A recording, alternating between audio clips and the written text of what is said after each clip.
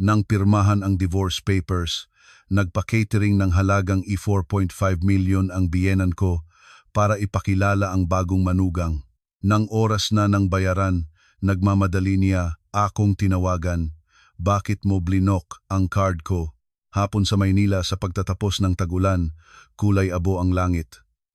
Ang hangin mula sa kalapit na ilog ay naghahatid ng amoy ng tubig na may halong amoy ng mga nalaglag na bulaklak ng kalachuchi. Sa eskinita, ang tunog ng kariton ng fishball na dumadaan ay sumasabay sa ingay ng mga sasakyan, isang pamilyar na musika sa aking pandinig. Nakaupo ako sa tabi ng bintana, pinagmamasdan ang mga patak ng ulan sa salamin at inaalala ang buhay ko. Ang buhay na dati ipinaniwalaan kong kung may tiyaga, may nilaga. Ako si Maria Cristina Cristi Reyes, 33 taong gulang. Nagtapos ako ng economics at mahigit 10 taon nang nagtatrabaho sa finance. Dati akong finance director sa isang kumpanya ng construction supplies. Ang trabaho ko ay pag-aralan ang mga numero para masigurong tuloy-tuloy ang daloy ng pera. Sabi nila, ang mga taga-finance daw ay walang emosyon, pero naiintindihan ko na sa likod ng bawat numero ay may mga pamilyang kumakain, sahod ng empleyado at buntong hininga ng mga nangungutang para sa bahay. Nakilala ko si Antonio Tony de Leon sa isang business meeting. 2 taon ang tanda niya sa akin, magaling makipag-usap at higit sa lahat marunong makinig. Ikinuwento niya ang pangarap niyang magtayo ng sariling kumpanya na mamamahagi ng construction supplies, isang negosyong marangal at tapat. Nakinig ako at naniwala. Siguro dahil sa edad na iyon, nagsisimula na akong matakot sa kalungkutan, sa mga hapunan na mag-isa at sa mga gabing umuulan na parang pinipiga ang puso ko sa lungkot. Ipinakilala ako ni Tony sa pamilya niya isang Sabado ng gabi. Ang bahay nila sa isang subdivision sa Quezon City ay luma, 2 palapag pero malinis. Ang hapunan ay may sinigang na isda, adobong manok na malapot ang sarsa at isang mangkok ng sausawan na may sili. Ang nanay niyang si Aling Corazon, habang nagsasandok ng pagkain, ay matalinong nagtanong, "Nasa finance ka pala, iha? Malaki pala ang maitutulong mo kay Tony sa hinaharap?" Akala ko pa noon ay isang papuri iyon. Sumagot ako, "Kung ano po ang maiambag ko, gagawin ko basta't magkatuwang kami." Ang tatay niyang si Mang Jose ay tahimik lang, ipinagtimpla ako ng mainit na tsaa at ang mga matay puno ng kabaitan, tila ang tanging hangad ay kapayapaan sa tahanan. Ikinasal kami ni Tony pagkatapos ng 6 na buwang pagkakakilala. Nang sabihin niyang gusto niyang magtayo ng sariling kumpanya, ako ang unang sumang-ayon. Pinangalanan ni Tony ang kumpanya na Criston, isang kombinasyon ng aming mga pangalan na malambing pakinggan. Marami ang pumuri sa aming pagkakaisa. Dati, masaya rin ako. Sinong babae ba ang hindi magnanais maniwala sa kaunting romansa? Ngunit ang isang kumpanya ay hindi nabubuhay sa romansa, nabubuhay ito sa kapital at disiplina. Si Tony ang may koneksyon at galing sa pakikipag-ugnayan sa mga kliyente, habang ako naman ang may naipong perang bigay ng mga magulang ko bago ako ikasal at kaalaman sa risk management. Nag-ambag ako ng 60% ng capital. Si Tony naman ay nag-ambag ng kanyang serbisyo at mga koneksyon. Sa papel, kami ay 2 miyembro na may-ari. Sa totoong buhay, ako ang nagtayo ng pundasyon, mga proseso sa pag-apruba ng gastos, plano sa daloy ng pera, mga template ng kontrata, credit limits, at pati na ang pakikipag-usap sa bangko. Naiintindihan ko na pagdating sa pera, kahit gaano kakatapat, kailangan pa rin ng kasulatan dahil ang pera ay walang kinikilalang personal na relasyon. Si Tony ang naging mukha ng kumpanya sa labas. Nakaputing polo, tamang-tama ang ngiti, matatag ang pakikipagkamay, at bawat salitang binibitawan ay kaaya-aya. Pinapanood ko siyang umalis para makipagkita sa mga kliyente, habang ako ay naiiwan sa aming maliit, ngunit puno ng pag-asang inuupahang opisina. Noong mga unang araw, pagod kami pero masaya. Nagpupuyat ako sa paggawa ng mga report, habang si Tony naman ay gabi na umuuwi dahil sa pagsasara ng mga deal. Nagkikita na lang kami sa kusina para humigop ng mainit na lugaw bago bumalik sa trabaho. Minsan, nagbiro ako. Kapag yumaman ka, huwag mong kalimutan ang nagawa ng lugaw na ito. Tumawa si Tony, paano ko makakalimutan? Ikaw ang tagapag-ingat ng yaman ko. Hindi ko alam na ang birong iyon ay magiging dahilan para singilin ako ng mga tao na parang isang tunay na kahadiyero. Dahil mula noon, hindi lang ako asawa, ako na rin ang naging pundasyon para akyatan ng iba. Hindi pa lubusang nagpapakita ng tunay na kulay ang pamilya ng asawa ko noon. Mahilig si Aling Corazon na ipagmalaki sa mga kapitbahay na ang anak niya ay nakapag-asawa ng magaling na babae. Ang dalawang kapatid na babae ni Tony, sina Ate Joy at Ate Beth, ay paminsan-minsan dumadalaw na may matatamis na salita. Ang galing naman ng hipag namin, mukhang sosyal. Samantala, ang nakababatang kapatid ni Tony, si Mark, na laging nasa construction site, ay tahimik lang na tinutulungan akong magbuhat ng mga gamit at bumubulong, "Ate, huwag mong masyadong dibdibin lahat ng sinasabi ni Mama." Ngumingiti lang ako. Iniisip ko, normal lang naman ang hindi pagkakasundo sa bawat pamilya. Akala ko, sapat na ang kakayahan ko para balansehin ang lahat. Noong gabing isinabit namin ang signboard ng Kriston, nakatayo ako sa ilalim ng dilaw na ilaw, pinagmamasdan ang pangalan ko sa tabi ng pangalan ng asawa ko. Biglang uminit ang puso ko. Ibinulong ko sa sarili, "Sige, maniniwala ako kahit isang beses lang." Naaalala ko pa, sinabi ko sa sarili ko, pinili ko ito, kaya dapat sabay naming pasanin. Pero sabi nga nila, kapag nagkakaisa ang mag-asawa, kahit ang karagatan ay kayang tawirin. Hindi ko inasahan na minsan, ang pagkakaisa ay nangangahulugan na ang isa ay nagtitiis habang ang isa ay nasasanay na tumanggap.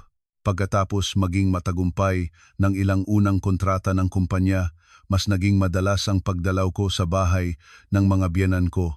Hindi dahil sa obligasyon ng isang manugang, kundi dahil laging sinasabi ni Tony, "Namimiss ka na ni Mama, bisita ka naman para kumain at mapasaya siya."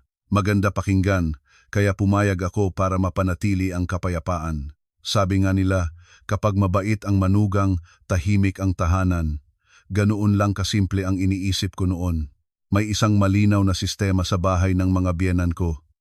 Si Aling Corazon ang laging nasa kabisera ng mesa. Si Mang Jose ay tahimik na nakaupo sa tabi niya na parang anino. Si Tony ay malapit sa kanyang ina, habang ako naman ay karaniwang nasa kabilang dulo, malapit sa mga ulam, nagsisilbi at tinitingnan kung may kailangan sila. Ang dalawang hipag ko, sina Ate Joy at Ate Beth, ay laging dumarating na walang dala kundi ang kanilang mga bibig. Wow, ang fresh naman ng hipag namin, taga Manila talaga. Pagkatapos sabihin niyon, tiningnan ni Ate Beth ang dala kong bag na parang tinitingnan ang presyo sa palengke. Bago pa ako mairita, nagsalita si Aling Corazon na parang nagbibiro. Magaling siya, pero para rin sa pamilyang ito, ang galing niya. Kung itatago niya lang, wala ring kwenta. Tumawa na lang ako para palipasin, sinisisi pa ang sarili sa pagiging sensitibo. Pero alam niyo ba, ang salitang iyon na parang hangin lang ay naging tanikala sa akin kalaunan. May paraan si Aling Corazon na magtanong na parang nag-aalala, pero sa totoo lang ay naniniktik. Mahilig siyang magtanong kung magkano ang sahod ko, ang bonus, at kung kumikita ba o nalulugi ang kumpanya. Kapag umiiwas ako at pangkalahatan ang sagot, nagbubuntong hininga siya. Tinatansya ko lang. Ang mga babae sa bahay ay dapat marunong mag-ipon, kung hindi, papasok ang pera sa isang pinto at lalabas sa kabila. Pagkatapos sabihin iyon, direkta siyang tumingin sa akin na para bang ako ang kabilang pinto. Iba naman si Mang Jose. Lagi niya akong binibigyan ng isda, nilalagyan ng sabaw ang mangkok ko, minsan ay nahihiya na parang takot na magalit ang asawa niya. Isang beses, habang nagkukuwento si Aling Corazon tungkol sa kapitbahay na umasenso dahil sa manugang, aksidenteng nasabi ni Mang Jose, "Anak din natin ang manugang, huwag mong sabihin yan." Sinamaan siya ng tingin ni Aling Corazon at tumahimik na lang siya. Habang pinagmamasdan ko ang eksenang iyon, nalungkot ako. Akala ko dati, isang biyaya ang pagkakaroon ng mabait na biyenan, pero nalaman ko na kapag ang kabaitan ay walang boses, minsan ay nagiging dahilan pa ito para magpatuloy ang mali. Ang dalawa kong hipag, paano ko ba sasabihin? Hindi sila mahirap na hindi makakain, pero lagi silang may kulang na gustong ipagyabang. Si Ate Joy ay laging nagrereklamo. Ang asawa ko, nasa construction, hindi regular ang kita. Si Ate Beth naman ay nagkukuwento. Ang anak ko mag-aaral na sa grade 1, ang daming gastos. Pagkatapos magreklamo, titingin sila sa akin. Ang tingin na iyon ay hindi direktang humihingi, pero inilalagay ako sa posisyon na dapat kong maintindihan. Noon, inosente pa ako. Madalas akong magdala ng mga regalo, isang basket ng prutas, damit para sa pamangkin, iniisip na ito ay para sa magandang samahan. Natutuwa si Aling Corazon, pinupuri ako sa pagiging maalalahanin, pero ang papuri niya ay parang selyo ng pag-aari. Ganyan dapat ang manugang ko. Si Mark lang, ang kapatid ni Tony, ang naiiba. Pag-uwi niya, laging puno ng alikabok mula sa construction site, dumidiretso sa kusina para maghugas ng kamay at tinatanong ako, "Ate, pagod ka ba?" Isang simpleng tanong na nagpaparamdam sa akin na tao pa rin ako, hindi isang ATM. Minsan, pinintasan ni Aling Corazon ang paghugas ko ng pinggan, hindi raw kasing linis ng mga babaeng taga-probinsya. Sumagot si Mark, "Kung ganoon ma, ako na ang maghuhugas bukas." Sinamaan siya ng tingin ni Aling Corazon, "Huwag mong masyadong kinakampihan yan." Tumahimik si Mark, pero pagdaan niya sa tabi ko, bumulong siya, "Huwag mo na lang pansinin."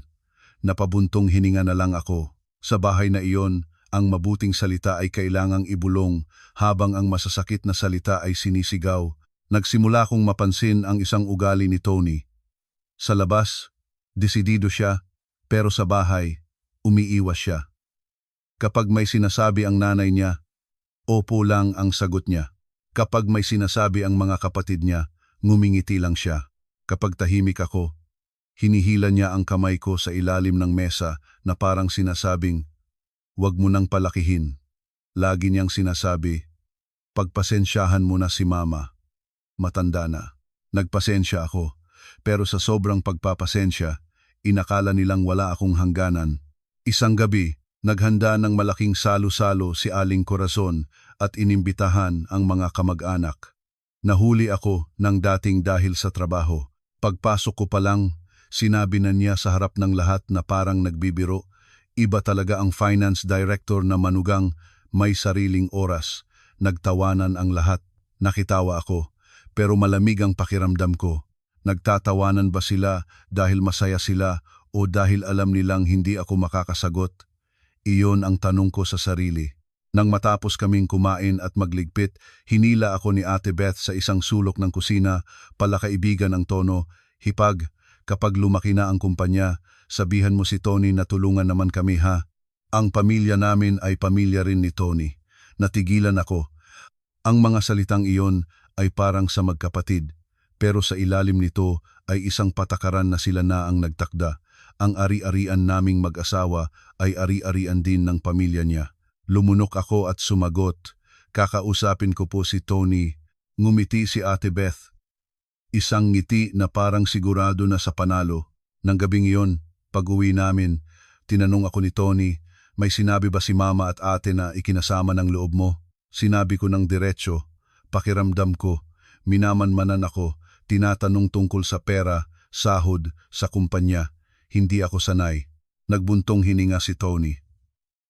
Ang katahimikan niyang iyon ay nagpaalala sa akin ng kasabihang, matalino sa 3 taon, nagkamali sa isang iglap. Minsan, hindi nagkakamali ang tao dahil hindi nila alam, kundi dahil iniisip nilang sapat na ang manahimik.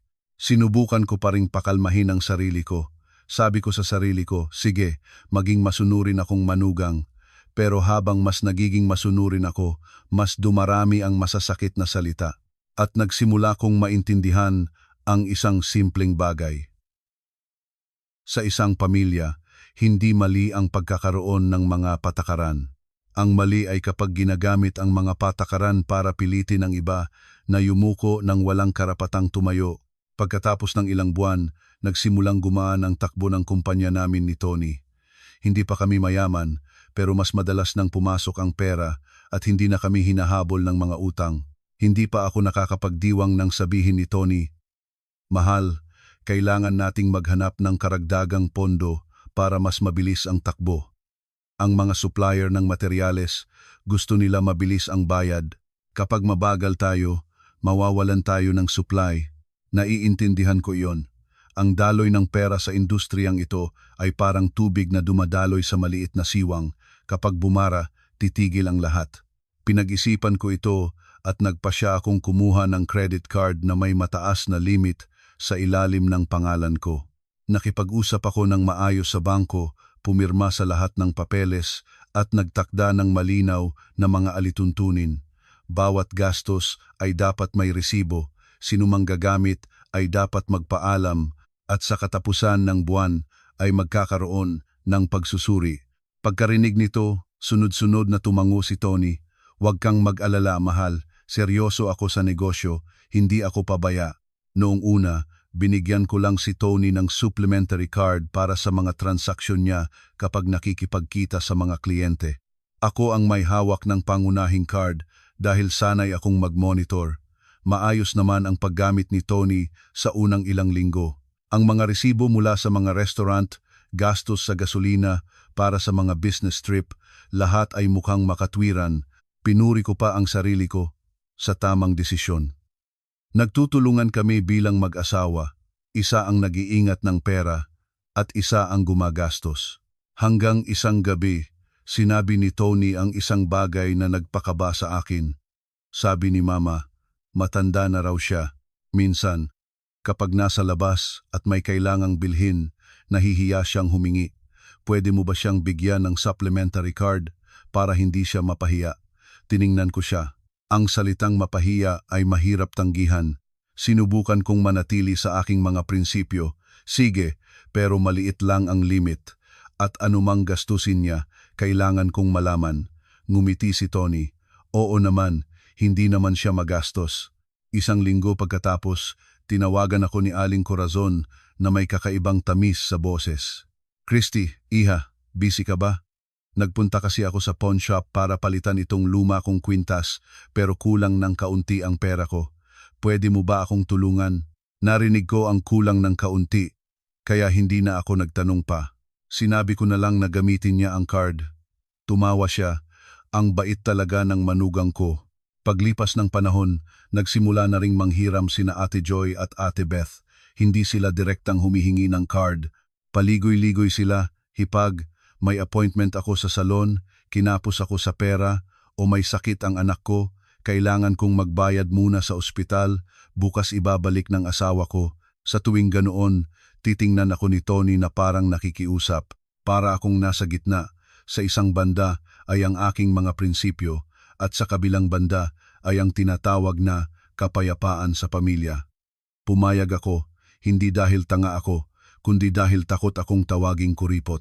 Sa buhay, minsan, mas takot tayong mapintasan kaysa gumastos, at ang pamilya ng asawa ko ay mas nabubuhay sa reputasyon kaysa sa katotohanan. At ganoon nga, isinilang ang pangatlo at pang-apat na supplementary card, 4 na pangalan sa ilalim ng aking pamamahala: Tony, Aling Corazon, Ate Joy, at Ate Beth. Akala ko, kung konti-konti lang naman, makokontrol ko. Nagtakda ako ng paalala para sa buwanang pagsusuri. Pinaalalahanan si Tony na sabihan ang kanyang ina at mga kapatid na itago ang mga resibo. Opo, opo, sagot ni Tony na parang robot. Pero ang buhay ay hindi sumusunod sa isang Excel sheet. Ang mga gastos ni Aling Corazon ay hindi na kulang ng kaunti. Bumili siya ng bagong damit para sa kasal, bagong sapatos, at isang handbag para hindi raw siya maliitin. Minsan, tinawag pa niya si Tony sa harap ko. May meeting ako sa women's club. Ipinagmamalaki ng mga kasama ko ang mga regalo mula sa kanilang mga manugang. Nakakahiya naman kung wala akong maipakita. Tumingin sa akin si Tony na nakikiusap. Pagbigyan mo na si Mama, hindi naman gaanong kalaki yan. Si Ate Joy naman ay regular nang nagpapaspa. Nagpapadala siya ng mga litrato ng kanyang facial at manicure na may mensaheng hipag para magmukha namang presentable. Kapag losyang, baka iwanan ako ng asawa ko. Si Ate Beth naman ay mahilig mag-shopping online. Halos araw-araw may delivery. Isang beses, pag-uwi ko sa bahay ng biyenan ko, nakita ko ang mga kahon sa isang sulok. Ang dami niyo yatang pinamili, ma? Tanong ko. Sumagot si Aling Corazon na parang walang pakialam. Gamit yan ng mga kapatid ni Tony. Hindi naman yan gaanong kalaki. Nasa finance ka naman, kaya huwag kang mag-alala. Ang mga salitang hindi naman gaanong kalaki ay parang asin na isinaboy sa aking utak. Kaninong pera ba ang hindi mahalaga? Nagsimula akong suriing mabuti ang mga bank statement, hindi para manisi, kundi para protektahan ang pera ng aming pamilya at kumpanya. Nakita ko ang maliliit pero madalas na gastos. Mamahaling coffee shop, tindahan ng makeup, high-end na supermarket at isang seafood buffet restaurant sa araw na nag-post si Ate Beth ng litratong treating myself. Tinanong ko si Tony, pinaalalahanan mo ba silang itago ang mga resibo? Sumagot siya, naku, pamilya naman natin yan. Masyado kang istrikto, nawawala ang saya. Nawawala ang saya o nawawala ang prinsipyo? Sa kumpanya, kailangan ko pa ring asikasuhin ang sahod ng mga empleyado, bayaran ang mga supplier at maningil ng mga utang. Hindi ko kailanman naantala ang sahod dahil alam kong hindi biro ang kabuhayan ng tao. Pero sa bahay ng biyenan ko, ginagastos nila ang pera ko na parang tubig at itinuturing pa itong normal. Ang nakakatakot ay hindi ang isang beses na malaking gastos, kundi ang nabuo nilang ugali. Kapag kailangan, gagamitin ang card, kapag gusto, bibili at inaasahan nilang ako ang magbabayad. Sinubukan kong magsalita ng maayos. Sa isang hapunan, dahan-dahan kong sinabi, Mama, mga ate, sa paggamit po ng card, sana po sa katapusan ng buwan, suriin natin para mas madali kong mamanage. Ibinaba ni Aling Corazon ang kanyang mga kubyertos, ngumiti pero hindi ang kanyang mga mata. Masyado ka namang seryoso, iha. Konting gastos lang. Kailangan pa bang i-report? Sumabat si Ate Joy. Ganyan talaga ang mga taga-finance. Lahat kinukwenta at tinapos ni Ate Beth. Siguro dahil wala ka pang anak, kaya marami kang oras para sa maliliit na bagay. Natigilan ako. Ginamit nila ang usapin ng pagkakaroon ng anak para patahimikin ako. Masakit at hindi ako makasagot ng malakas sa hapagkainan. Si Tony, umupo lang doon at binigyan ako ng isda na parang sinasabing, kumain ka na lang para matapos na. Nang gabing iyon, pag-uwi, humiga akong nakatalikod sa dingding, pinakikinggan ang ulan sa bubong at naaalala ang kasabihan, isang beses na pagsisinungaling habang buhay na pagdududa. Nagsimulang manlamig ang puso ko. Mahal ko pa rin ang asawa ko. Gusto ko pa ring buo ang aming pamilya, pero naiintindihan ko na kung hindi titigil ang ugaling ito, unti-unti nitong lalamunin ang aming kumpanya at ang aming pagsasama. Madaling pag-usapan ang pagkakaroon ng anak, pero mahirap ang kalagayan. 3 taon kaming kasal, hindi ko iniiwasan ang pagkakaroon ng anak. Umaasa rin ako. Minsan, kapag nakakakita ako ng mga taong may kargang sanggol sa parke, bigla na lang akong nalulungkot. Pero abala ako sa kumpanya, si Tony naman ay laging late umuwi at ang aming schedule ay magulo. Akala namin, darating din ito. Hanggang sa nagsimulang dumating ang mga tanong na parang malakas na ulan. Noong una, si Aling Corazon ay banayad magtanong, umiinom ka na ba ng vitamins? Tapos naging, may maganda na bang balita? At kalaunan, sumabat na si Ate Joy, bata pa naman si Christy, siguro stress lang sa trabaho. Si Ate Beth naman ay ngingiti-ngiti, sige ka, puro ka na lang pera, baka hindi ka biyayaan ng Diyos. Sa puntong iyon, naiirita na ako pero tinitiis ko pa rin.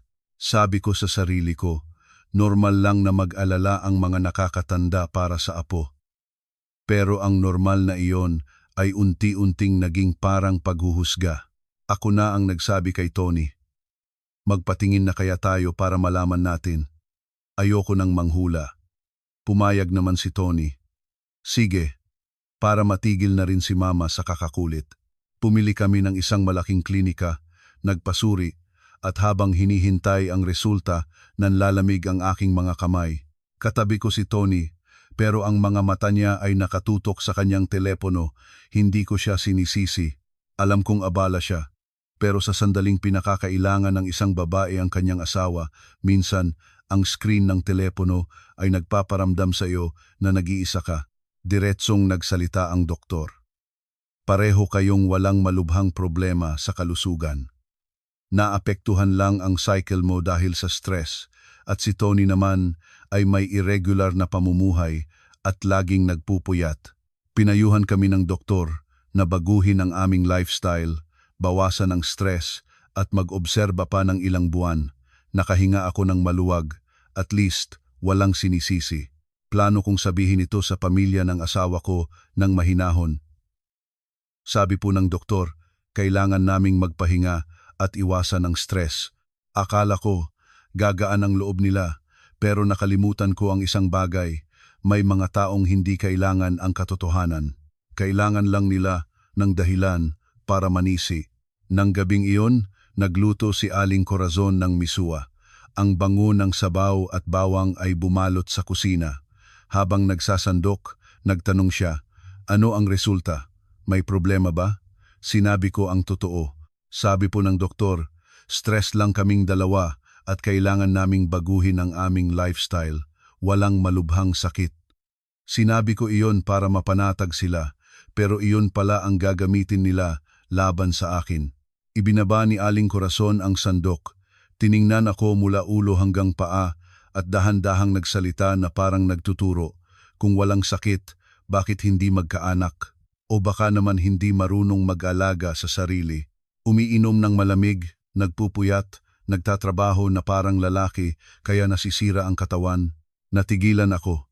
Hindi ko akalain na masasabi iyon ng isang ina sa kanyang manugang sa harap ng hapagkainan. Bago pa ako makasagot, ngumisi si Ate Beth. Tama si Mama. Dapat alagaan ng babae ang sarili niya. Puro na lang pera, tapos kapag kailangan na, hindi naman maibigay. Dagdag pa ni Ate Joy, hipag, seryoso ito. Kung hindi ka magkakaanak, dapat alam mo ang lugar mo. Hindi pwedeng mawalan ng tagapagmana ang pamilyang ito. Ang mga salitang alam mo ang lugar mo ay parang sumuntok sa dibdib ko. Tumingin ako kay Tony, naghihintay ng kahit isang salita mula sa kanya. Ma, mga ate, huwag niyo namang sabihin yan. Pero yumuko lang si Tony, kumuha ng pagkain, at sinabing, kumain ka na. Hindi ko kailangan ng pagkain, kailangan ko ng kakampi. Nandoon si Mang Jose, namumula ang mukha.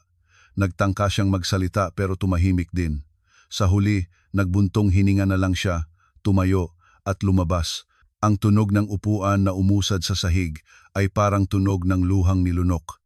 Tiningnan ko ang likod niya at naawa ako, awa para sa isang mabait na taong walang magawa. Sakto namang dumating si Mark. Pagkababa niya ng kanyang hard hat, narinig niya ang sinabi ni Aling Corazon na hinding-hindi ko makakalimutan. Ang babaeng hindi marunong mag-anak ay dapat marunong kumita ng pera para makabawi. Hindi namin siya inalagaan para lang maging palamuti. Napahinto si Mark at tiningnan ang kanyang ina. Ma, kawawa naman si Ate Christy. Biyaya ang anak, hindi yan basta-basta nakukuha. Sinamaan siya ng tingin ni Aling Corazon. Wala kang alam. Huwag kang makialam sa usapan ng matatanda. Hindi na sumagot si Mark. Tiningnan niya ako sandali, na parang humihingi ng paumanhin para sa buong pamilya. Pagkatapos ay tahimik siyang naghugas ng kamay at hindi na kumain. Ang katahimikan ni Mark ay mas nagbigay sa akin ng kapanatagan kaysa sa katahimikan ni Tony. At least, may isang tumahimik dahil sa galit, habang si Tony ay tumahimik dahil sa takot. Nang gabing iyon, pag-uwi, matagal akong nakatitig. Sa salamin, ako pa rin ito, pero mas malalim ang mga mata at mas pagod ang mga balikat. Tinanong ko ang sarili ko, ano ang ginawa kong mali? Nagtrabaho ako ng mabuti, tumulong sa pagpapatayo ng kumpanya, inalagaan ang bahay, at ginawa ang lahat ng aking tungkulin. Pero dahil lang wala pa akong anak, naging isa akong tuyong puno, isang taong kailangang magbayad gamit ang pera. Sabi nila, ang salita ay libre, kaya piliin ang mga salitang makakapagpasaya. Pero sa bahay ng biyenan ko, pinipili ang mga salita para saktan ako, hindi para magpasaya. Mula noon, sa tuwing tatawagin ako ni Aling Corazon, Christy, kumakabog ang dibdib ko, isang reaksyon ng taong alam na sasaktan na naman.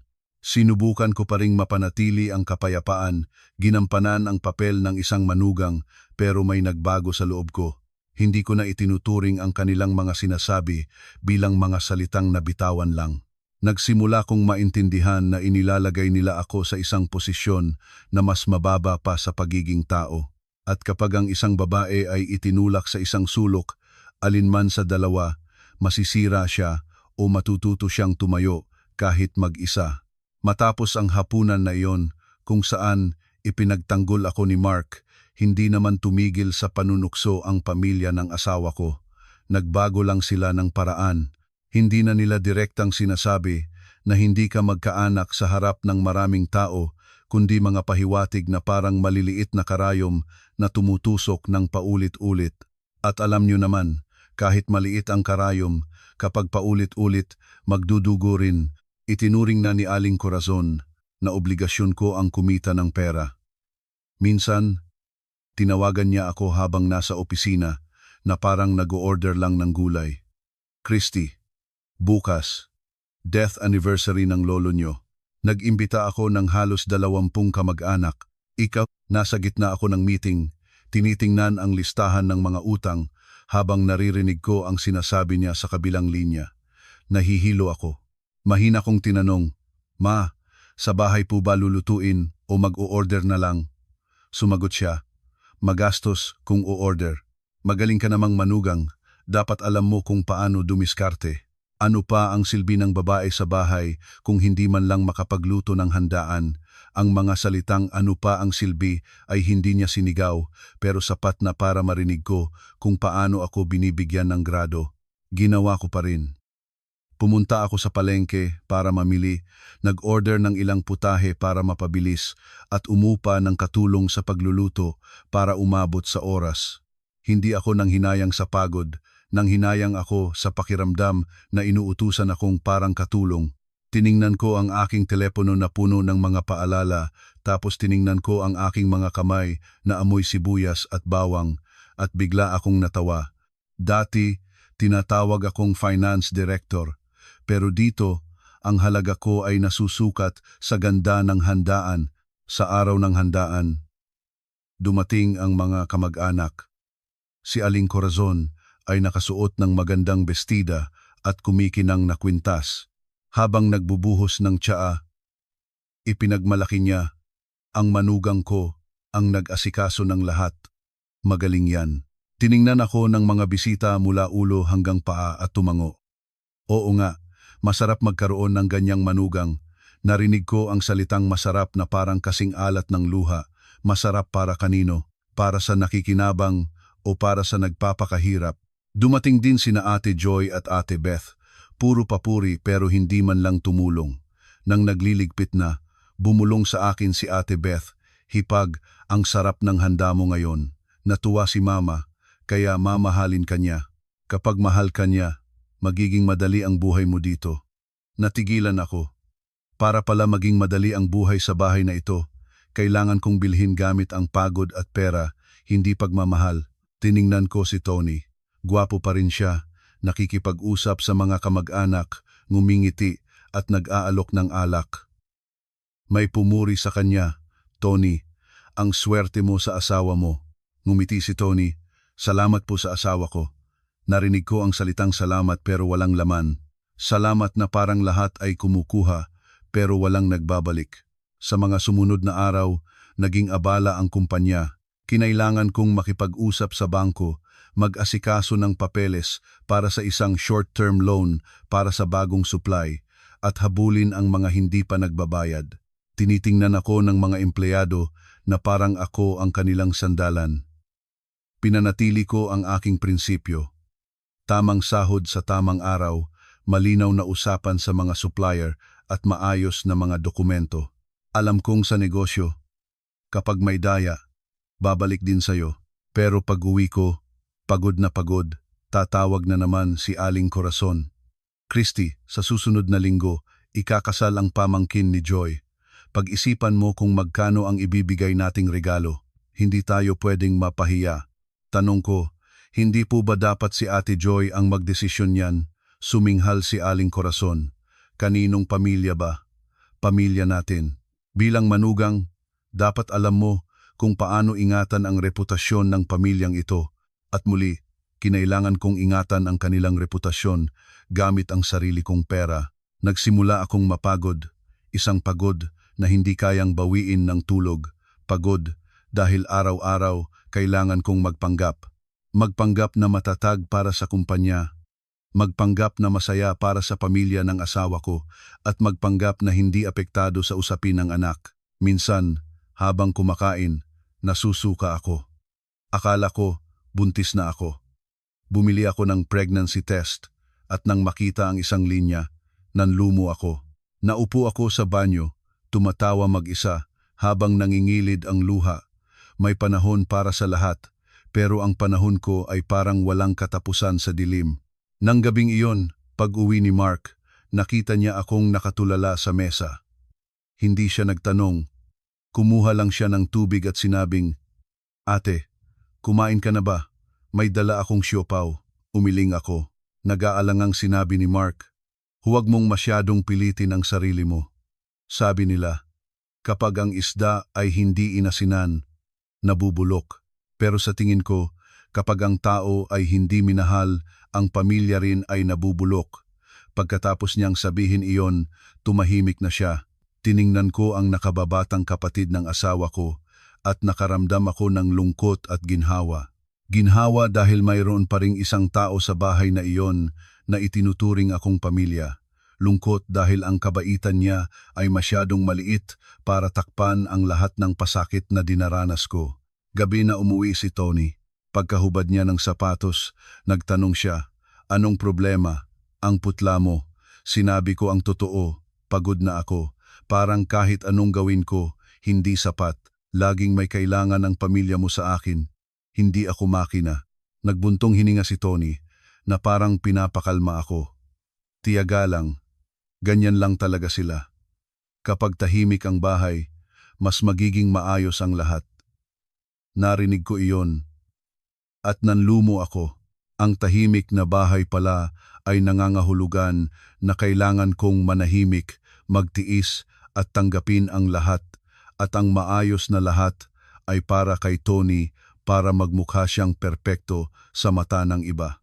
Tumalikod ako at tiningnan ang sarili kong refleksyon sa salamin ng bintana.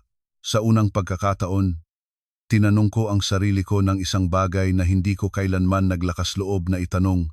Kung magpapatuloy ito, kailan ako mabubuhay bilang isang asawa at hindi bilang isang upahang tagapasan? Pagkatapos ng pag-uusap namin ni Tony, hindi ako nag-iskandalo, wala na rin akong lakas para makipagtalo. Tahimik na lang akong nag-obserba, tulad ng pag-obserba ko sa daloy ng pera sa isang kumpanya. Kapag may mali, alam kong may problema, pero kailangan ng ebidensya bago gumawa ng conclusion. Lalong gumagabi ang uwi ni Tony. Ang pagiging late niya ay hindi na dahil sa trabaho, kundi parang pag-iwas. Minsan, pag-uwi niya, may amoy ng ibang pabango. Sa damit niya, hindi ang sabon na binibili ko. Sabi niya, nakipagkita ako sa isang malaking kliyente sa isang air-conditioned na room, may nag-spray ng pabango. Tumango lang ako, hindi na nagtanong. Ayokong maging asawang naghahalungkat ng gamit ng asawa. Pero isang hapon, hiniram ko ang telepono ni Tony para tawagan ang kapatid ko dahil na-lowbat ako. Naliligo si Tony at iniwan niya ang telepono sa mesa. Tatawag lang sana ako nang biglang may lumabas na mensahe sa screen. Ilang salita lang, pero sapat na para manlamig ang mga kamay ko. "Nakarating ka na, hinihintay kita." Ang pangalan ng nagpadala ay Isabel. Natigilan ako.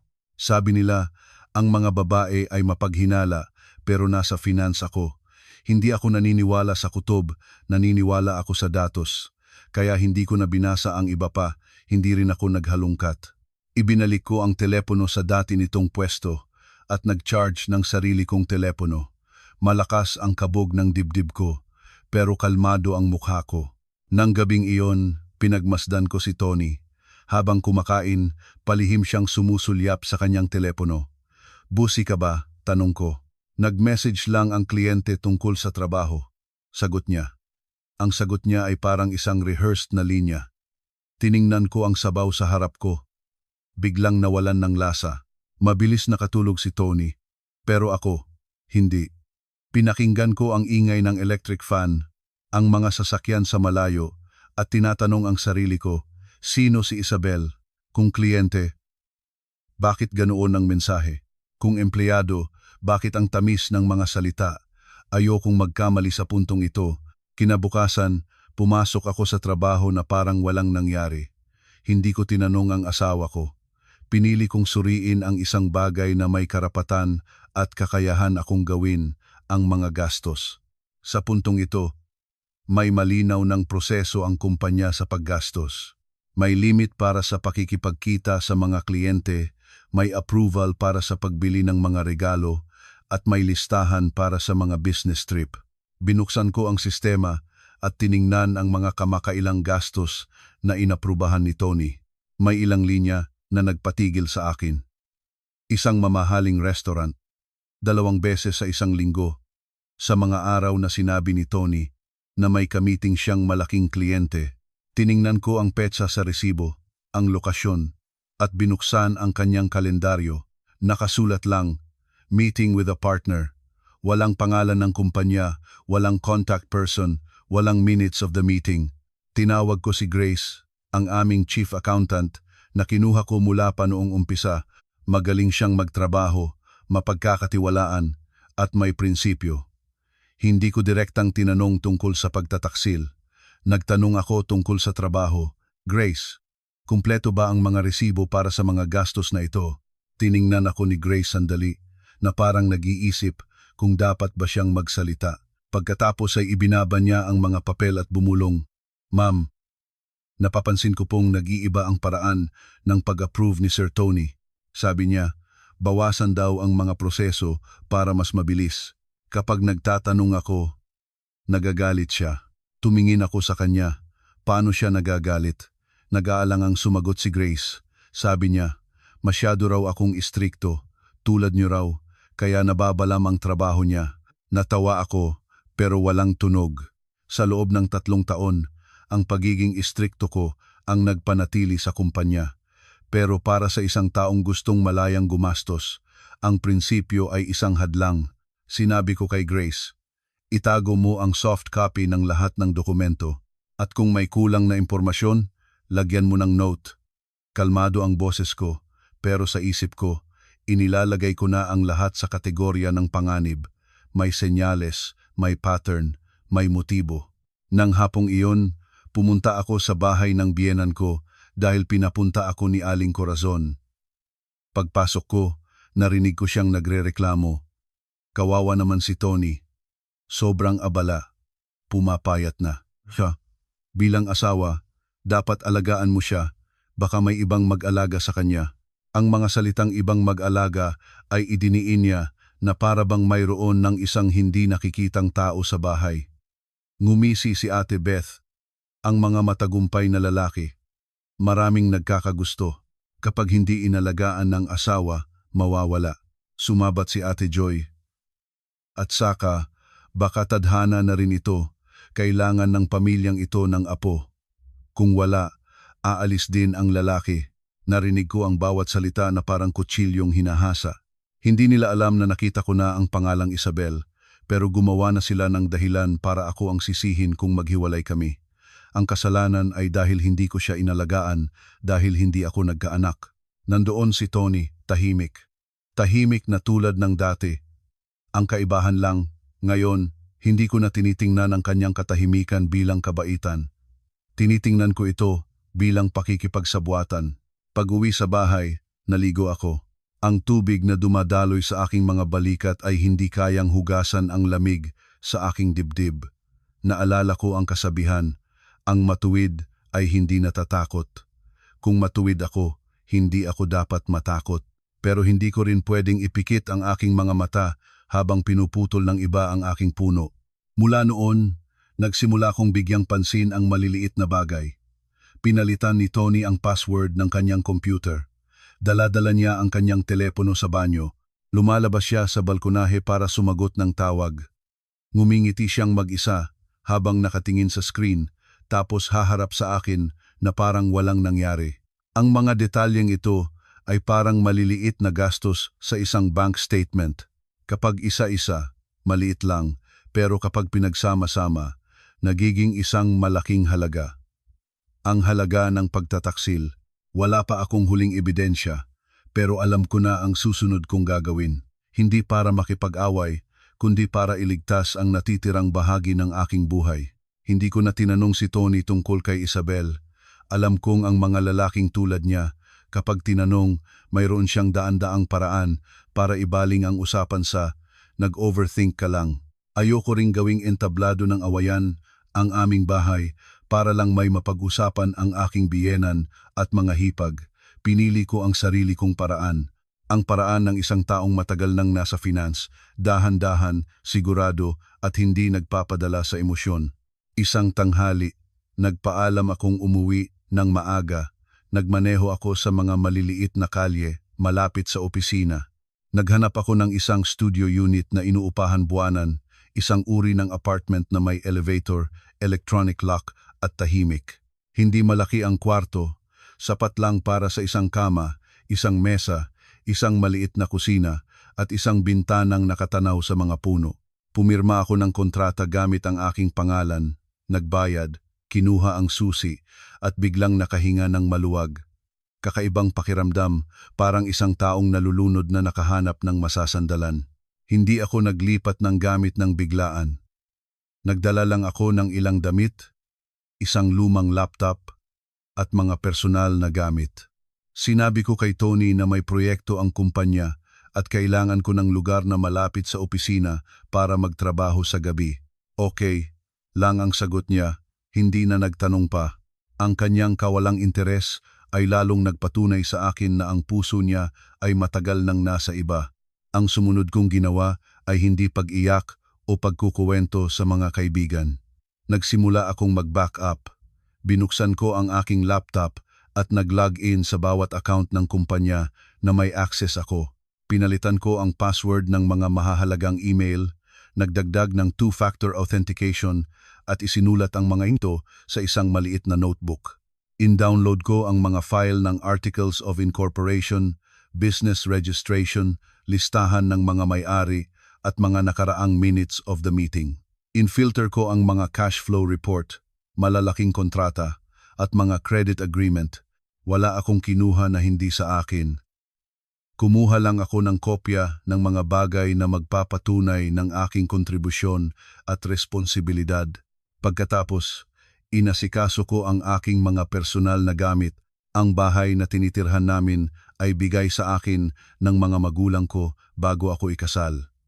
Sabi nila noon, kapag ang babae ay may sariling bahay, kung sakaling magkaproblema, mayroon siyang uuwian. Natawa pa ako noon at sinabing masyado silang nag-aalala. Ngayon, naiisip ko, hindi man sila nag-aral ng batas, pero naiintindihan nila ang buhay. Nakita ng mga magulang ko ang hindi ko nakita. Inilabas ko ang isang kahon ng mga dokumento. Ang titulo ng lupa, deed of sale at deed of donation. Lahat ay nakapangalan kay Maria Cristina Reyes. Kinuhaan ko ng litrato, in-scan at in-save sa isang hard drive at sa isang cloud storage na ako lang ang nakakaalam. Kinuhaan ko rin ng litrato ang mga resibo ng bayad sa buwis at mga bill ng kuryente at tubig na nakapangalan sa akin, gaano ako kadetalyado. Detalyado na kung sakaling may magsabi na ito ay conjugal property, ilalabas ko lang ang mga dokumento. Pagkatapos, nag-schedule ako ng meeting sa isang abogado. Si Attorney Santos ay inirekomenda ng kapatid ko. Nasa 40s na siya, prangka magsalita at diretsyong tumingin. Nagkita kami sa isang tahimik na coffee shop. Hindi ako nagpaligoy-ligoy. Sinabi ko ng diretso ang bawat punto na parang nagre-report. Mas malaki ang inambag kong kapital. Ako ang gurantor. Ang asawa ko ay may senyales na gumagamit ng pera ng kumpanya para sa personal na interes. Ang aming pagsasama ay nanganganib. Gusto kong malaman kung sakaling mag-divorce, ano ang separate property at ano ang conjugal property. Ano ang kailangan kong ihanda para hindi ako maiwang walang-wala. Pagkatapos makinig, nagtanong si Attorney Santos ng ilang partikular na tanong. May kasulatan ba ang inambag mong kapital? Mapapatunayan mo ba na ang pera ay galing sayo bago ka ikasal? Kanino nakapangalan ang bahay? Nakasaad ba sa Articles of Incorporation ang porsyento ng pagmamay-ari? Sino ang legal representative? Hindi siya nagtanong tungkol sa aming relasyon, nagtanong siya tungkol sa mga bagay na magdedetermina ng kahihinatnan. Nang ipakita ko sa kanya ang scan ng mga dokumento ng bahay, tumango siya. Nasa pangalan mo ito bago ka ikasal. May deed of donation. Sa prinsipyo, ito ay separate property mo. Pero tandaan mo, kapag may alitan, gagamitin nila ang emosyon laban sa'yo. Huwag kang pipirma ng kahit ano. Huwag kang papayag sa mga malabong salita. Tanong ko, paano kung ginagamit ng asawa ko ang pera ng kumpanya? Sumagot si Attorney Santos, hindi na iyan away mag-asawa. Kung may ebidensya, paggastos para sa personal na interes, paglipat ng pera sa personal na account, pagbili ng mga bagay na hindi para sa negosyo, maaring may legal na pananagutan. Pero kailangan ng mga dokumento ng malinaw na daloy ng pera. Tama ang ginagawa mo. Narinig ko ang tama ang ginagawa mo at nanlamig ako. Hindi dahil sa takot, kundi dahil alam kong mula sa sandaling ito, tumawid na ako sa isang linya. Ang linya sa pagitan ng isang asawang gustong iligtas ang kanyang pamilya at isang babaeng nagsisimulang protektahan ang kanyang sarili. Pag-uwi sa studio, nakatanggap ako ng mensahe mula kay Aling Corazon sa family group chat. Sa weekend, umuwi kayo. May pag-uusapan tayo. Kasama nito ang isang voice message na halos 1 minuto tungkol pa rin sa pagkakaroon ng anak, sa mga responsibilidad ng isang babae at ang paborito niyang linya, ano na lang ang sasabihin ng ibang tao. Pinakinggan ko ito at pinatay ang screen. Sa maliit na kwarto, ang tunog lang ng aircon ang naririnig. Bigla akong natawa. Matagal na akong nabubuhay para sa sasabihin ng ibang tao, pero hindi man lang nila tinanong kung pagod na ba ako. Nang gabing iyon, tumawag ang kapatid ko, si Kuya Mike. Okay ka lang ba? Tanong niya. Tumahimik ako sandali at sumagot. Natututo akong maging okay. Hindi na siya nagtanong pa. Sinabi lang niya na itago kong mabuti ang mga dokumento at huwag kong sarilinin ang lahat. Ibinaba ko ang telepono. Sa unang pagkakataon sa mahabang panahon, hindi ko na naramdaman na nasa isang sulok ako. Masakit pa rin, pagod, at hindi makatulog, pero mayroon na akong daan palabas. At para sa isang babae, sapat na ang may daan palabas para mabawasan ang takot. Hindi ko planong ilantad si Tony sa gitna ng galit. Gusto kong piliin ang tamang oras kung saan hindi na niya masasabing, nag-overthink ka lang. At dumating ang oras na iyon, isang gabi. Biglang bumuhos ang malakas na ulan at kumulog ng malakas. Gabi nang umuwi si Tony. Pagpasok niya, dumiretso siya sa banyo, dala ang kanyang telepono. Naging ugali na niya iyon sa mga nakaraang linggo. Nakatayo ako sa kusina, nagluluto ng lugaw, pinakikinggan ang tubig na dumadaloy, at nanlalamig ang aking puso. Pagkatapos niyang maligo, sunod-sunod na nag-vibrate ang kanyang telepono. Hindi ko ito kinuha. Sinabi ko lang ng normal, kakain ka na ba? Nagluto ako ng lugaw. Sumagot si Tony, kumain na ako sa labas. Pagkatapos niyang sabihin iyon, umupo siya at nag-type sa kanyang telepono. Isang mabilis na ngiti ang sumilay sa kanyang labi. Inilapag ko ang mangkok ng lugaw sa mesa at umupo sa tapat niya. Sino si Isabel? Tanong ko. Natigilan si Tony sandali, tapos ay pilit nang umiti. Binasa mo ang mga mensahe ko? Umiling ako. Hindi ko kailangan. Nakikita ko. Nagbuntong hininga si Tony. Isang buntong hininga ng isang taong nahuli, hindi ng isang taong nagsisisi. Ibinaba niya ang kanyang telepono. Hindi yan tulad ng iniisip mo. Pinutol ko siya. Huwag mong sabihing hindi tulad ng iniisip ko. Tinatanong kita, sino siya? Tiningnan ako ni Tony sandali at sumagot. Isang kakilala. Natawa ako. Isang kakilala na nagme-message nang hinihintay kita sa gabi, na dinadala mo ang telepono sa banyo, na pinalitan mo ang password energy computer mo. May kinalaman ba siya sa pera ng kumpanya? Ang tanong na iyon ang nagpabago sa mukha ni Tony. Kumunot ang noo niya. Bakit mo dinadamay ang kumpanya dito? Tiningnan ko siya ng diretsyo. Dahil nakakakita ako ng mga hindi pangkaraniwang gastos. Mga restaurant, regalo, shopping, at ang mga iyon ay hindi para sa negosyo. Tumayo si Tony, galit ang boses. Sinusundan mo ba ako? Dahan-dahan akong sumagot. Sinusuri ko ang daloy ng pera ng kumpanyang pinag-ambagan ko ng kapital. Hindi iyon pagsunod. Iyon ay responsibilidad. Tumahimik si Tony. Malakas ang ulan sa labas. Naririnig ko ang tibok ng puso ko, pero kalmado ang mukha ko. Naalala ko ang mga panahong ininsulto ako dahil sa usapin ng anak, ang mga handaan na inasikaso ko, ang mga panahong iningatan ko ang kanilang reputasyon gamit ang pera at ang pangalang Isabel na lumitaw sa screen na parang isang maliit na apoy na unti-unting sumusunog sa aming bahay. Sa huli, umamin si Tony, pero sa paraang gusto pa ring lumabas na siya ang biktima. Oo, may relasyon kami ni Isabel, pero pagod na ako, Christy. Palagi ka na lang trabaho, pag-uwi, mga numero, proseso, prinsipyo. Hindi ako makahinga. Narinig ko iyon at nasaktan ako. Gusto kong isigaw, sino ba ang nagpapasan sa'yo? Pero nilunok ko ito. Anong plano mo? Tanong ko. Umupo si Tony, ipinatong ang mga kamay sa mukha na parang umaarte. Maghiwalay na tayo ng maayos. Ang mga salitang maayos ay parang yelo na bumagsak sa mesa. Tiningnan ko siya at natawa hanggang sa mamasa ang aking mga mata. Maayos? Pagkatapos mong gamitin ang pera ng kumpanya para sa babae mo? Maayos? Pagkatapos mong hayaang insultuhin ako ng nanay at mga kapatid mo sa harap ng mga kamag-anak? Maayos? Pagkatapos mong manahimik na parang walang kinalaman? Tanong ko, ang ibig mong sabihin sa maayos ay amicable divorce, tama? Tumango si Tony, na parang nag-uusap lang tungkol sa pagpapalit ng telepono. Oo, para walang gulo, para hindi ka mapahiya. Natawa na naman ako. Mapahiya? Matagal na akong napahiya. Hindi mo lang nakita. Sakto namang nag-vibrate ang telepono ni Tony.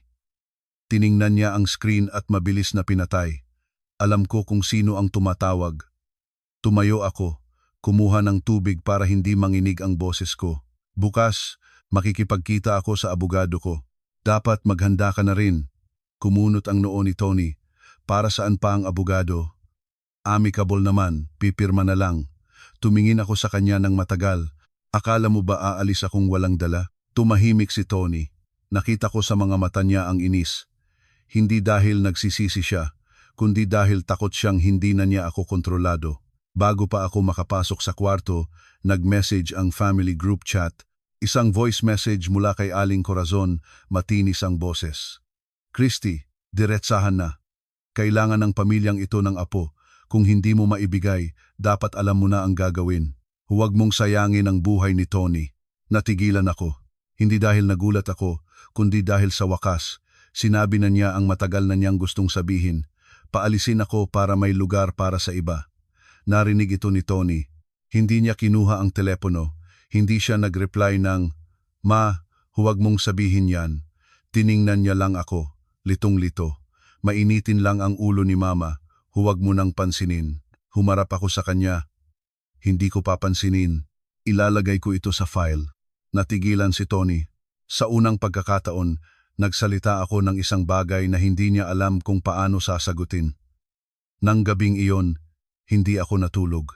Bumalik ako sa studio, binuksan ang laptop, at inayos ang lahat ng na-backup kong file. Binasa ko ang bawat linya ng Articles of Incorporation, bawat dokumento ng bahay, bawat transaksyon na may senyales ng anomalya. Hindi na ako ang asawang naghihintay na bumalik ang kanyang asawa. Isa na akong babaeng naghahanda para iligtas ang kanyang sarili. Kung sa tingin nyo ay may aral ang kwentong ito, paki-like po para suportahan ang channel na Golden Years Reflections. At kung kayo ang nasa kalagayan ko, ano ang pipiliin nyo? Magtiis pa o tumayo na? Mag-iwan po ng komento sa ibaba. Dahil sa mga susunod na bahagi, may isang pangyayari na kahit ako ay hindi inaasahan. Kinabukasan, nakipagkita ako kay Attorney Santos. Binasa niya ang mga dala ko at sinabi, "Huwag kang makipag-away gamit ang bibig, sundin mo lang ang batas." Tumango ako. Alam kong mula ngayon, wala nang saysay ang mga salita. Ang mahalaga ay mga dokumento, petsa, legal na karapatan, at ang sarili kong katinuan. Lunes, 7:50 ng umaga, nasa harap ako ng family court. Mahalumigmig pa ang hangin mula sa ulan kagabi. Nakasuot ako ng puting blouse at itim na pantalon, walang gaanong makeup. Hindi para magmukhang kaawa-awa o matapang, kundi para maging presentable. Para sa akin, ang divorce ay hindi na tungkol sa emosyon. Isa na itong prosesong kailangang sundin. Nahuli ng ilang minuto si Tony. Bumaba siya sa sasakyan na may kalmadong mukha, may bahagyang ginhawa pa. Natawa ako. Sabi nila, ang mga lalaki ay manhid. Pero sa totoo lang, marami sa kanila ang manhid lang kapag naniniwala silang wala silang mawawala. Nag-file kami ng petition, ipinakita ang mga dokumento, at naghintay na tawagin para sa mediation. Sinabihan na ako ni Attorney Santos na kung amicable, titingnan lang kung voluntaryo, kung may kasunduan sa mga anak at ari-arian, at kung hindi labag sa batas. Wala kaming anak, kaya wala nang pag-uusapan doon. Sa ari-arian naman, sinabihan ko ang sarili ko na huwag magpadala sa emosyon. Nang tanungin kami kung voluntaryo kaming nag-divorce, mabilis na sumagot si Tony, "Opo, voluntaryo." Sumagot din ako, "Opo, voluntaryo." Kalmado ang boses ko, parang nagbabasa lang ng numero. Sa sandaling iyon, hindi ko na narinig ang tibok ng puso ko. Narinig ko lang ang tunog ng ceiling fan at ang pluma sa papel. Tinanong kami tungkol sa kasunduan sa ari-arian. Tumingin sa akin si Tony na parang nagbibigay ng pabor. "Sabihin mo lang kung anong kailangan mo, hindi kita pahihirapan." Tiningnan ko siya ng diretsyo. Nakasulat na sa kasunduan ang lahat ng kailangan. Sundin na lang natin ang nasa papel. Natigilan si Tony. Siguro, inaasahan niyang magiging malambot ako, malungkot at iiyak para magmukha siyang mabait. Hindi ko siya binigyan ng pagkakataong iyon. Malinaw sa isip ko, ang mahalaga ay hindi ang pagtatalo dito.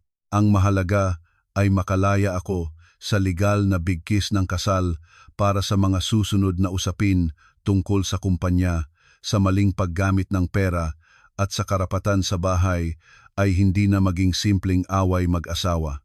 Kailangan ko ng malinis na legal na katayuan. Mabilis pumirma si Tony. Pumirma ako ng mas mabagal, hindi dahil sa panghihinayang, kundi dahil binabasa ko ang bawat linya.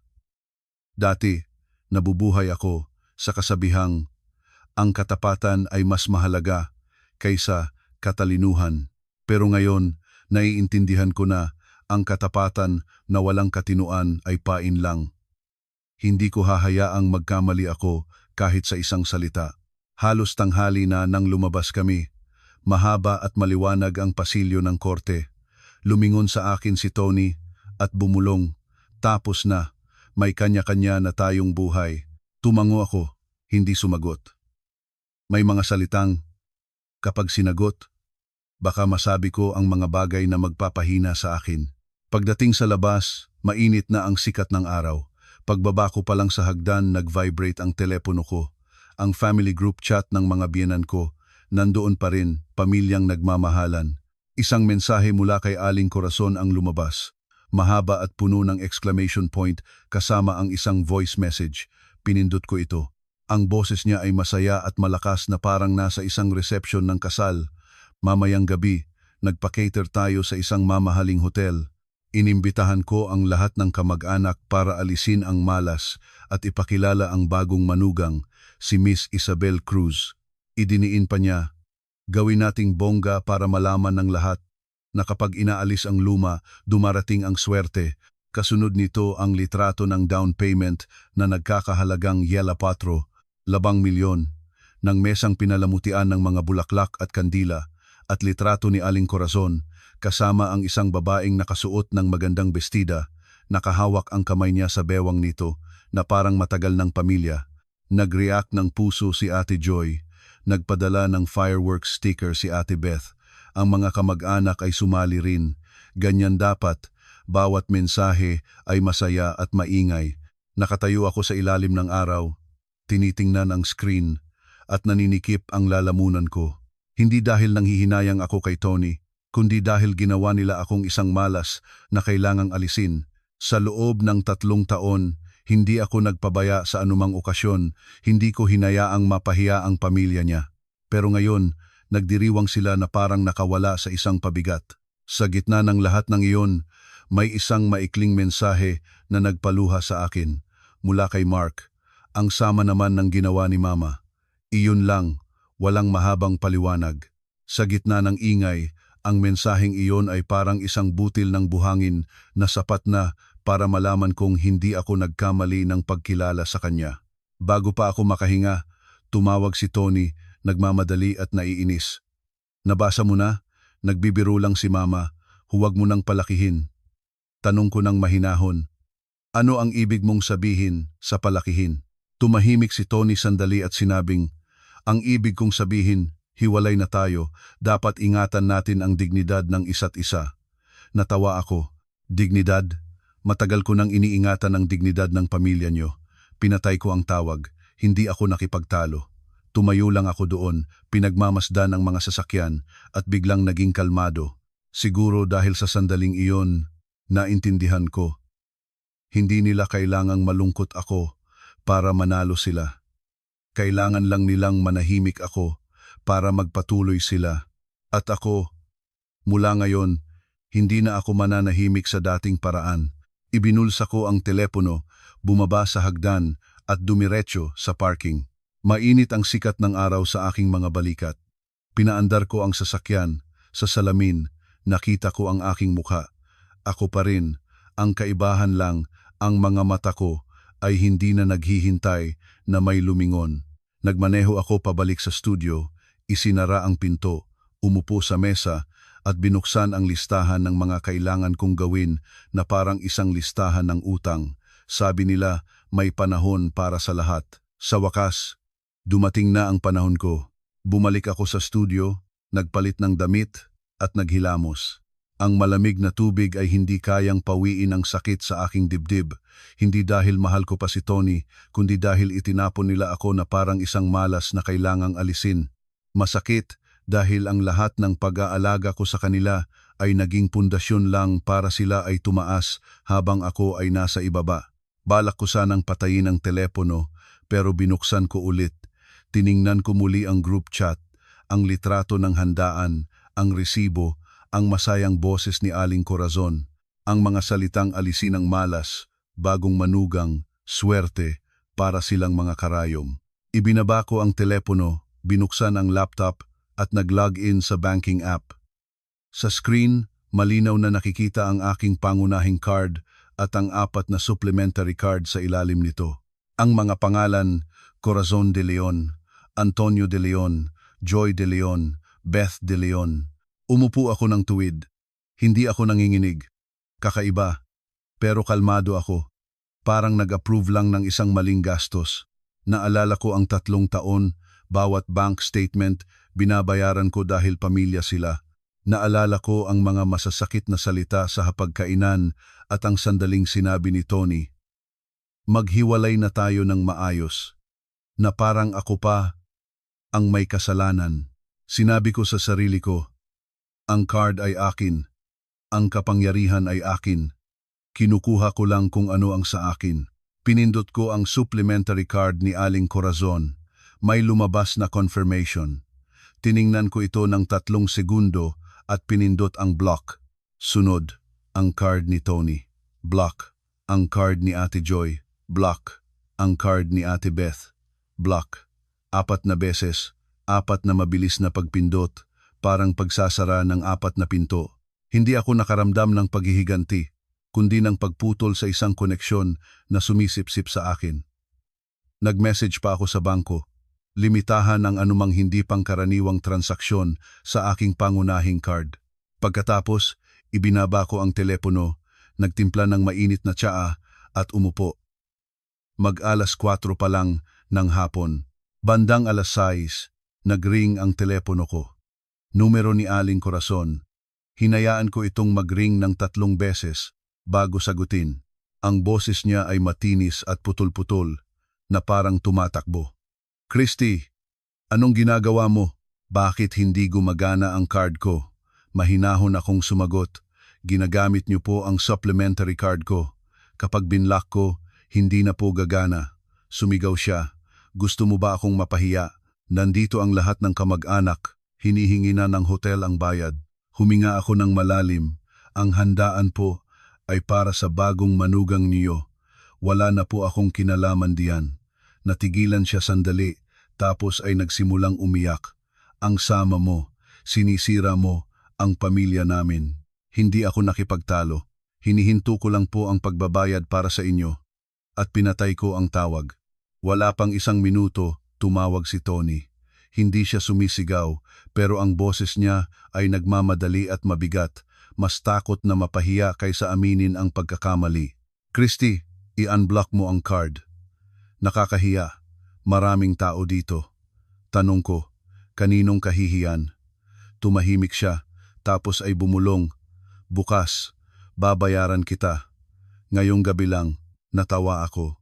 Kung babayaran mo bukas, ikaw na ang bahala ngayong gabi.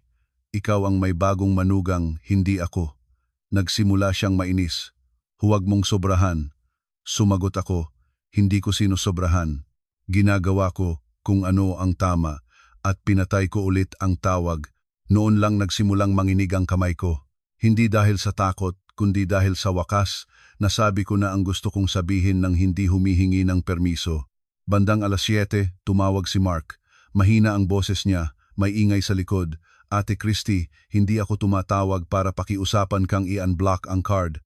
Gusto ko lang sabihin na tama ang ginawa mo. Ang gulo dito. Nakinig lang ako. Ikinuwento niya ang nangyayari. Si Aling Corazon ay nakikipagtalo sa reception. Sina Ate Joy at Ate Beth ay nahihiya at naiinis. Si Tony ay pabalik-balik, namumutla, tumatawag sa akin, tapos sa mga kakilala. Si Isabel ay nasa isang sulok, hindi maitago ang kaba sa kabila ng makapal na makeup. Ang mga kamag-anak ay tahimik na lang, nagtitinginan. Ang katahimikan na iyon ang mas nakakatakot. Si Papa, sabi ni Mark, kinailangan niyang umakyat para kausapin ang hotel. Pagod na siya. Nang marinig ko ang tungkol kay Mang Jose, nanikip ang dibdib ko. Hindi ako galit sa kanya. Mahina lang siya at ang kahinaan na iyon ang nagdulot sa kanya ng pag-ako sa mga pagkakamali ng kanyang asawa at mga anak. Sinabi ko kay Mark, alagaan mo ang papa mo. Ako na ang bahala sa parte ko. Sumagot si Mark, sige ate, mag-ingat ka. Pagkababa ng telepono, matagal akong nakaupo. Walang saya sa puso ko, isang pakiramdam lang ng kawalan, parang pagkatapos magbuhat ng isang mabigat na bagay sa mahabang panahon. Naintindihan ko, ang pinakamasakit sa kanila ay hindi ang pera, kundi ang pagkawala ng karapatang gastusin ang pera ko sa harap ng ibang tao. Tiningnan ko ang lumamig na tsaa. Sa buhay, kung may utang, may bayad, 3 taon akong nagbayad. Sila naman ngayon. Nang gabing iyon, hindi ako lumabas. Hinila ko ang kurtina, binuksan ang ilaw, at pinanood ang screen ng telepono ko. Mga mensahe, missed call, mga notification. Binaliwala ko ang lahat. Hinarangan ko na sila sa buhay ko. Pero ang mga taong sanay na umasa sa iba ay magwawala kapag nawalan. Binuksan ko muli ang group chat. Wala nang mga litrato ng handaan. Puro na lang mga putol-putol na mensahe, nagtuturuan, mula sa saya ay naging gulo. Natawa ako. Ang katotohanan ay lumalabas din. Hindi ko planong ipahiya sila. Gusto ko lang silang alisin sa buhay ko, pero kilala ko si Aling Corazon, hindi siya papayag na basta na lang matalo. Magagalit siya, mag-iimbento ng kwento, at gagawin akong kontrabida para mapanatili ang kanyang imahe. Kaya inunahan ko na siya, gamit ang katotohanan. Nag-post ako sa isang malaking online community group. Isang maikling post, walang mura, walang paninisi, puro petsa, konteksto at ebidensya. Kaninang umaga, nag-divorce kami ng maayos. Kaninang hapon, nakatanggap ako ng mensahe na nagpa-cater ang pamilya ng dati kong asawa para alisin ang malas at ipakilala ang bago. Ang bayad ay nakadepende sa supplementary card na nakapangalan sa akin. Pinutol ko na ang access dahil wala na kaming kaugnayan. Ngayon, hinihingi ng hotel na sila ang magbayad. Nilakip ko ang 2 litrato. Ang screenshot ng group chat at ang resibo ng down payment. Tinakpan ko ang mga sensitibong impormasyon. Gusto ko lang patunayan na totoo ang kwento. Pagkatapos i-post, pinatay ko ang telepono. Hindi ako naghintay ng mga like. Wala pang 1 oras, sunod-sunod na nag-vibrate ang telepono ko. Mga kaibigan, kakilala, kahit mga hindi kilalang numero, hindi ko sinagot lahat. Nag-reply lang ako sa ilang malalapit. Okay lang ako. Dinadaan ko sa legal na paraan. Tapos, may lumabas na video. Hindi ako ang kumuha. Isang tao sa hotel ang nag-video, ang eksena. Si Aling Corazon na sumisigaw sa staff, sina Ate Joy at Ate Beth na namumula sa hiya, si Tony na pabalik-balik na parang mahihimatay, at ang huli, ang pagbagsak ni Aling Corazon sa sahig, umiiyak at sumisigaw na inatake siya sa puso. Mabilis kumalat ang video. Ang mga komento ay iba-iba, pero may isang laging nauulit. Kung gusto mong maging sosyal, dapat kaya mong bayaran. Huwag mong ipasa sa iba. Pinanood ko ito at pinatay. Ang masakit sa akin ay ang makita si Mang Jose sa dulo ng video, nakayuko, nanginginig, hawak ang mga dokumento, kinakausap ang manager. Para siyang bumbero na nag-aapula ng sunog na sinimulan ng iba. Halos hating gabi, tumawag si Ate Joy. Ang boses niya ay hindi na matamis. Christy, tama ba yung ginawa mo? Napahiya si Mama. Pinagtatawanan kami ng buong angkan. Sagot ko, mali yata ang tinawagan mo. Hindi na ako manugang nyo. Sumigaw siya. Pero ikaw ang nagbigay ng card. Kasalanan mo to. Dahan-dahan kong sinabi. Itinigil ko lang. Dahil mula ngayon, wala na kayong karapatang gamitin ang pera ko. Ibinaba niya ang telepono. Wala pang 5 minuto, si Ate Beth naman. Christy, sobra ka na. May bago na silang buhay. Bigyan mo naman sila ng daan. Natawa ako. Ang daan ba nila ay ang daan kung saan ako ang nagbabayad. Hindi ko sila hinaharangan. Hinihinto ko lang ang pagsustento. Sumagot siya. Bahala ka. May karma. Mahinahon kong sinabi. Kung sino ang may kasalanan, siya ang makakarma. Hindi ako. Ibinaba ko ang telepono, hindi umiiyak. Nakita ko na ang tunay na kulay ng mga relasyong pinilit kong ingatan. Kapag may pakinabang, hipag. Kapag wala na, kaaway. Bago matulog, nag-message si Tony, mahaba. Sinisisi niya ako. Sinasabing sinira ko ang dignidad ng pamilya niya. Hindi ko inisip ang tatay niya at tinapos sa pamilyar na tanong, ano ba talaga ang gusto mo? Huwag ka nang mag-iskandalo. Binasa ko ito at hindi nag-reply. Hindi pa rin niya tinatanong kung nasaktan ba ako, kung napahiya, kung napagod. Ang inaalala lang niya ay ang dignidad ng pamilya niya. Ibinaba ko ang telepono, tumingin sa bintana. Magsisimula na ang bagong araw. At sa araw na ito, alam ko, hindi sila titigil. At alam ko rin, hindi na ako aatras. Kung gusto kong mamuhay ng payapa, kailangan kong gawin kung ano ang tama-tama sa batas, sa katwiran at sa sarili kong respeto. Kinabukasan, pagkatapos ng magulong gabi sa hotel, hindi ako nagmukmok. Maaga akong gumising, kumain ng pandesal at dumiretso sa opisina ni Attorney Santos. Naintindihan ko, Kung mananalo ako gamit ang emosyon, sasabihin nilang mapaghiganti ako. Kung mananalo ako gamit ang batas, wala silang masasabi. Sigurado ka na bang puputulin mo na ang lahat? Tanong ni Attorney Santos. Opo, pero ayokong sabihin nilang masama akong tao, sagot ko. Kung ganoon, gawin natin ng formal, may deadline, at may patunay ng pagtanggap, sabi niya. Gumawa kami ng isang formal na notice to vacate para sa bahay na nakapangalan sa akin. Nakasulat dito ang legal na basehan, ang detalye ng property, ang dahilan ng pagpapaalis, at isang makatwirang palugit. Walang galit, formal lang at malinaw. Pinayuhan din ako ng abogado, huwag kang tatawag para iwasan ang away. Ipadala lahat through registered mail at kumuha ka ng sheriff para mag-serve ng notice para may patunay. Sinunod ko lahat. Bandang 11:00 ng umaga, kasama ko ang isang sheriff at isang mailman. Nakatayo ako sa harap ng pinto ng bahay, kalmado. Si Ate Joy ang nagbukas. Pagkakita sa akin, nanlaki ang mga mata niya. Anong ginagawa mo dito? Hindi ako pumasok. Nandito ako para ihatid ang isang legal na abiso. Pakitanggap, sabi ko. Akman niyang hahablutin at pupunitin, pero nagsalita ang sheriff. Tanggapin niyo man o hindi, itatala namin ito. Nang marinig niya ang salitang itatala, natigilan siya. Hindi siya takot sa akin, takot siya sa papel. Lumabas si Aling Corazon, galing sa pagtulog, pero suot pa rin ang kanyang gintong alahas. Gusto mo ba kaming palayasin? Tanong niya. Sagot ko, hindi ko kayo pinapaalis ngayon. May palugit na nakasulat sa abiso. Mag-usap tayo ng maayos. Sumigaw siya, maayos? Wala ka bang utang na loob? Tiningnan ko siya. Ang 3 taong utang na loob, binayaran ko ng pera, pagod at kahihiyan. Ngayon, babayaran ko na lang kayo ayon sa batas.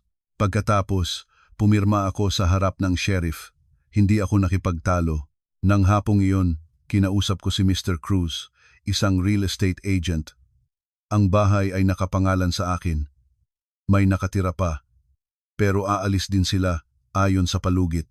Hanapan mo ako ng buyer na handang maghintay. Sumang-ayon siya. Mas maganda na malinaw, ma'am. Pero baka kailangan nating ibaba ng kaunti ang presyo. Sagot ko, konti lang. Hindi ko ito binebenta dahil kailangan ko ng pera. Kailangan kong matapos na ito. 2 araw pagkatapos, may for sale sign na sa labas ng bahay. Sunod-sunod ang tawag ni Aling Corazon. Noong una, sumisigaw. Tapos, umiiyak. Tapos, naglalambing. Christy, iha, matanda na ako. Mainitin ang ulo ko. Kaawaan mo naman ako. Hindi na ako natinag. Nag-message lang ako. Makipag-usap po kayo sa abogado ko. Hindi ako galit sa kanya.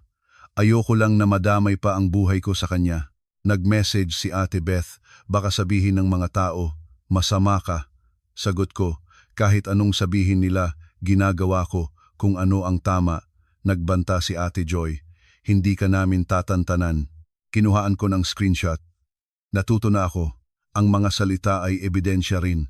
Sa gitna ng lahat, si Mark lang ang nag-message, Ate, gawin mo kung ano ang tama sa batas.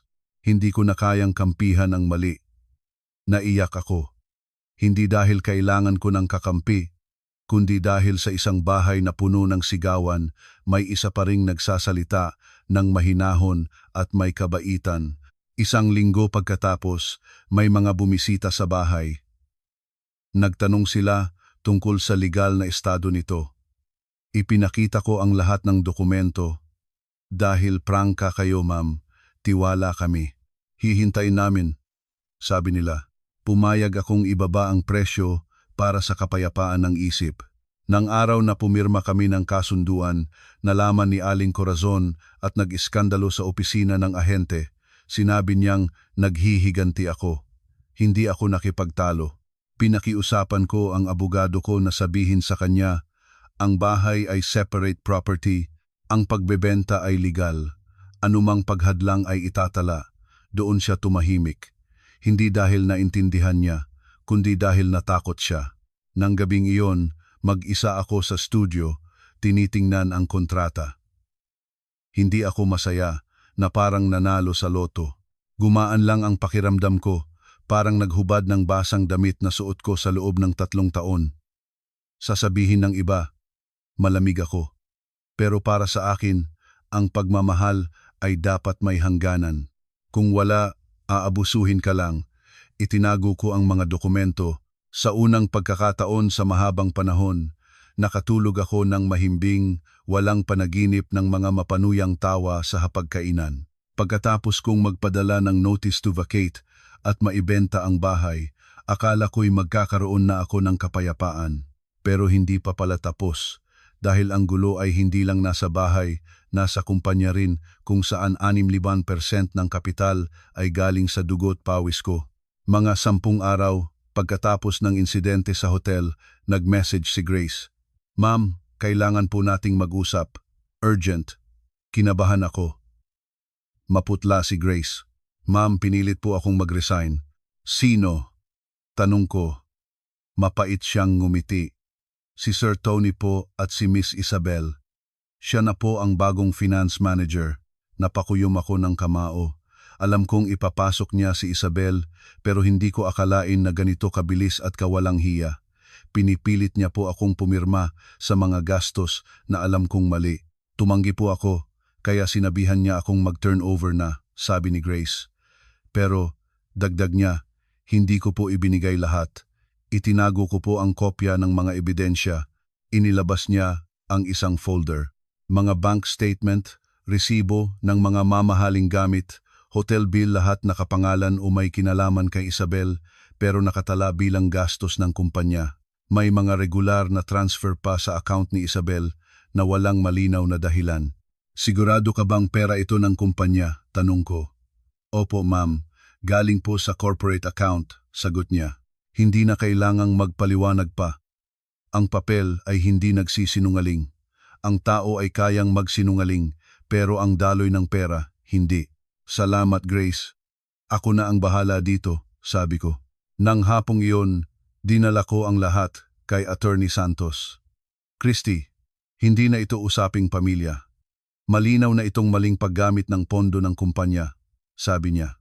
Bilang mayoryang shareholder, may karapatan kang humingi ng financial audit at magpatawag ng meeting. Pero ang pinakamahalaga, kailangan nating pigilan ang paglabas pa ng pera. Kinabukasan, nagpadala kami ng formal na sulat kay Tony, humihingi ng paliwanag sa bawat questionableng gastos.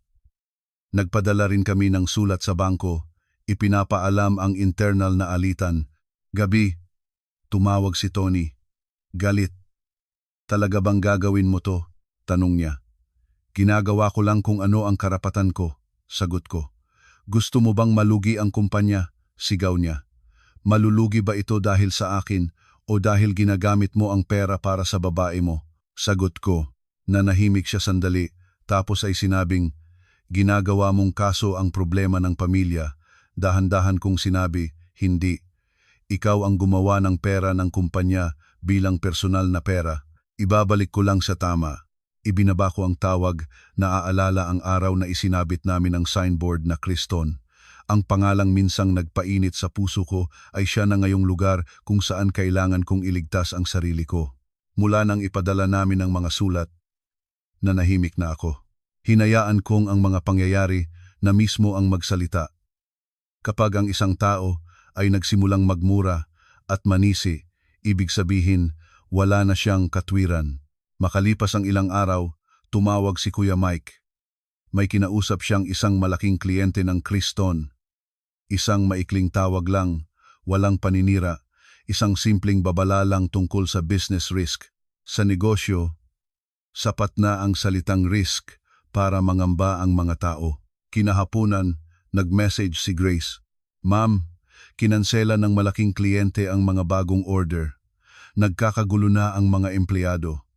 Hindi ako natuwa o natakot. Ganoon talaga ang batas ng negosyo. Kapag nawala ang tiwala, aalis ang pera. Sunod-sunod na ang nangyari. Tinawagan kami ng bangko.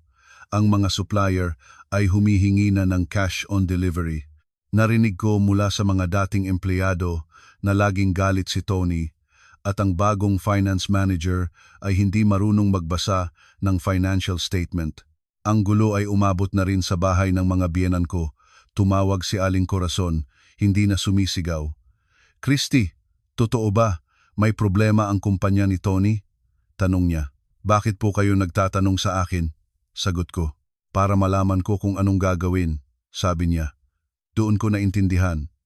Kapag nanganganib na ang pera, doon lang sila nagsisimulang mag-isip.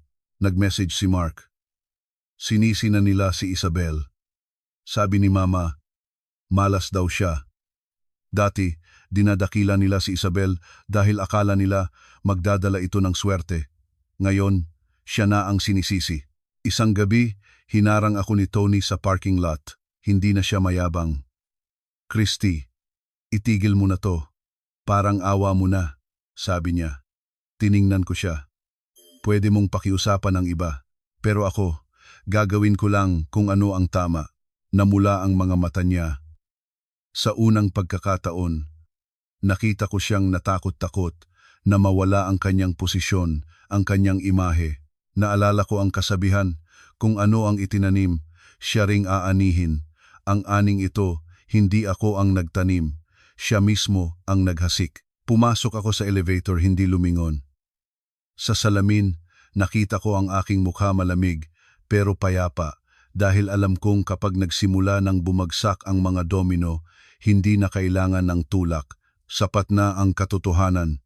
Akala ko, matatakot na si Isabel, pero pumili siya ng isang paraan na karaniwan sa mga taong desperado, ang siraan ako. Isang umaga, natag ako sa isang post. Ang dating asawa, nagpapanggap na biktima. Matagal na palang may kalaguyo kaya iniwan. May kasamang malabong litrato namin ni Mr. Cruz, ang ahente, sa harap ng isang opisina. Naalala ko ang araw na iyon, pumirma ako ng kontrata. Hindi ko akalain na may kukuha ng litrato. Hindi ako nagpanik. Sinesave ko lahat ang post, mga komento, ang oras, lahat. Sa online pwedeng sabihin ang lahat, pero ang paninira na may layunin ay may legal na katumbas. Tanghali, may nag-message. "Gusto mong matahimik? Magbigay ka ng IB 600,000. Kung hindi, ikakalat ko ang lahat." Natawa ako.